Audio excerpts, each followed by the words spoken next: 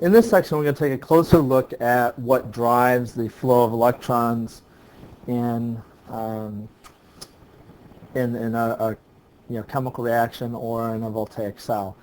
Now, in the past, what we've talked about is that, well, one thing's more reactive than the other, and we pretty much kind of left it at that. We have some idea as to why it's more reactive than another, but we're going to look at this in a more detailed way and try to quantify exactly how much more reactive is something, and what is it that's driving that flow of the electrons. So what is it that's driving the spontaneous flow of electrons from the anode to the cathode, or in just a simple reaction from the zinc atoms to copper ions? Well, kind of an analogy here would be a waterfall. If we take a look at the gravitational potential energy, if you pile water up at the top of the waterfall, it can flow down. Well, we have a similar situation with atoms and the flow of electrons, in that they'll flow from the higher potential energy to the lower potential energy.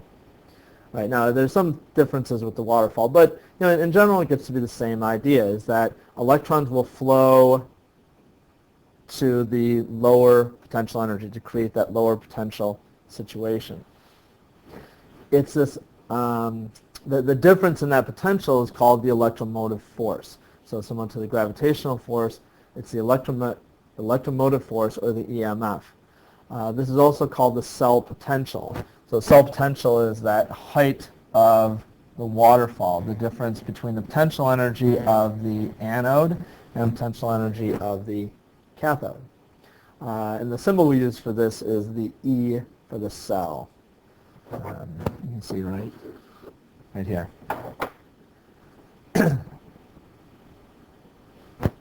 Now, the cell potential is measured in volts. Let me just go back here for just a moment. Remember that we can, so that the spontaneous change is flow of electrons from the anode to the cathode.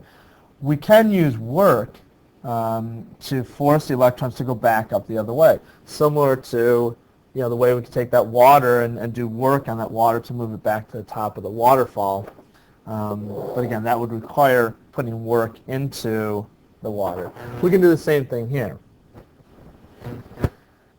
The potential of the cell is measured in volts.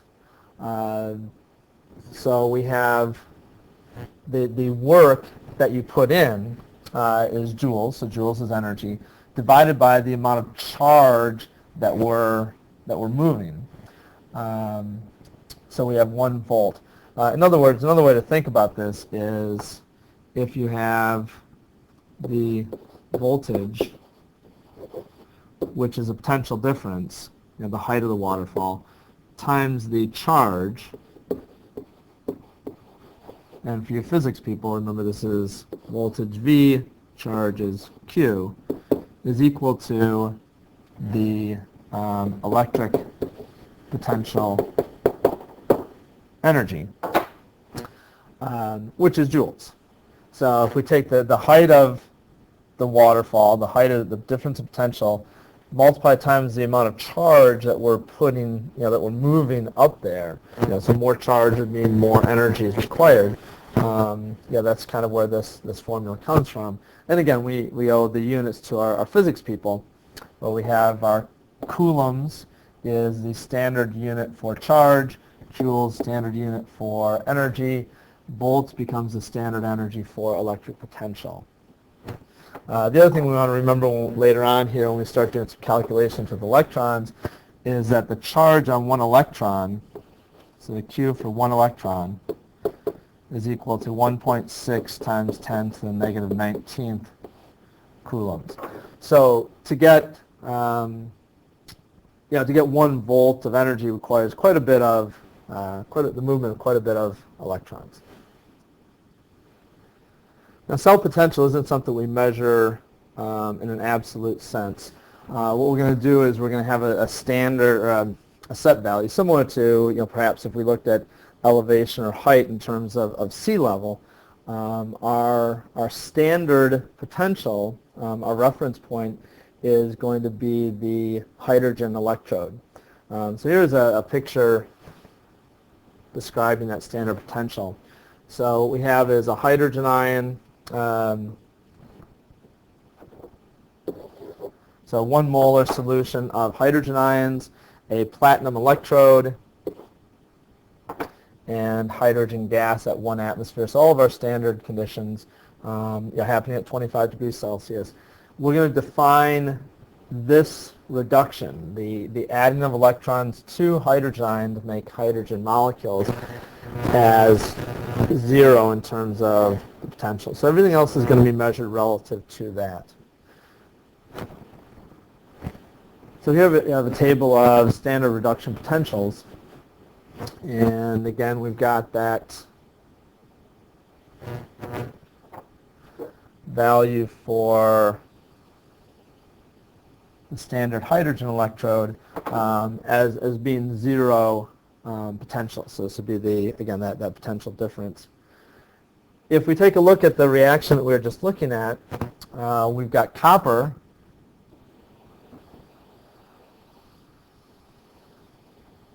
which has a reduction potential of positive 0.34, so you can think that as being up above the hydrogen by 0.34. And our zinc reduction potential being at negative 0.76. Now, the way we're going to quantify then that height, that difference in potential, is we're going to take a look at each half reaction. So here's our overall reaction. And we're going to take a look at each half reaction. So the zinc oxidation that's happening here. So what we've done is we've taken that reduction reaction up here and we've flipped it over. Well, if we flip that over, our sign is going to change. So our standard potential is going to be positive 0.76 volts. And our copper reduction, we said, was positive 0.34. And so if we add these two together, we get a voltage for the cell, so this would be the E0 value for the cell, of 1.10 volts. And you may remember back when we looked at the voltaic cell that they had that value listed there. So here's our voltmeter, and it's measuring a voltage of 1.10 volts. Again, it depends on making sure that concentrations of the solutions are 1 molar, we're at 25 degrees Celsius, all those standard state conditions. One of the things to remember here is that the height of the waterfall, right, that potential difference over here, does not depend on how many moles of electrons are flowing over the waterfall. That would be the amount of water. It doesn't change that potential. So for instance, if you're doing this reaction with, say, silver ion, where the silver ion was only taking 1 mole of electrons, the potential doesn't change just because you're multiplying and you have to have more than a mole of electrons. That potential stays the same. So it's kind of an important thing to remember. Another way to look at this, again from a pictorial standpoint, is we can look at our standard potential is going to be somewhere in the middle, here, and so we have these are reduction potentials.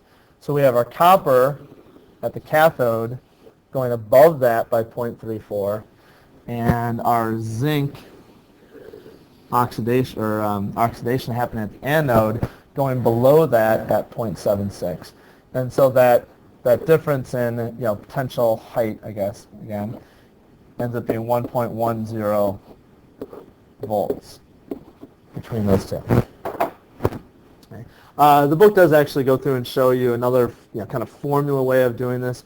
Again, I kind of like just looking at it this way, where you take the reduction potential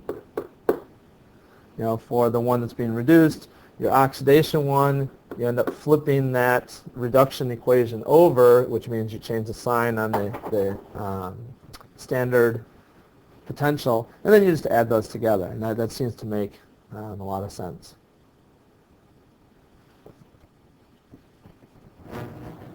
Finally, the last thing we'll do with reduction potentials is this is going to allow us to quantify that the oxidizing strength and reducing strength of substances. So you can see here that over on the left, the red arrow, going up increases talks about the increasing strength of something as an oxidizing agent. So the likelihood that it's going to be reduced. So obviously we have fluorine at the top of that scale there. Fluorine will gain electrons, making it, it gets reduced, making it a very, very strong oxidizing agent, causing something else to oxidize. Over on the right, in the opposite direction, again looking at, this is based on reduction potentials, we have down at the bottom there, lithium solid, which is one of our strongest reducing agents. So it's most likely to lose electrons. It gets oxidized, so it's causing something else to be reduced. So we can take a look at that chart. We can go back there just for a moment. And we can evaluate whether something's a stronger oxidizing agent or a stronger reducing agent. So the things at the top,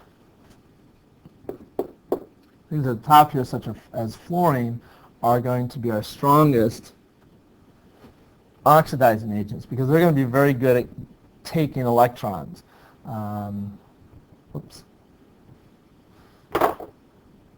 Sorry about that.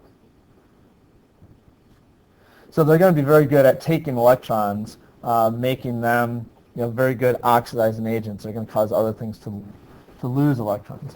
And then down at the bottom, again, these are going to be, the lithium solid over here is going to be our strong reducing agent because it is very likely to lose electrons, causing something else to gain electrons. That makes it a very good reducing agent. So again, we'll do some practice problems with these and again be able to take a look at the reactivity of things on a more quantitative level.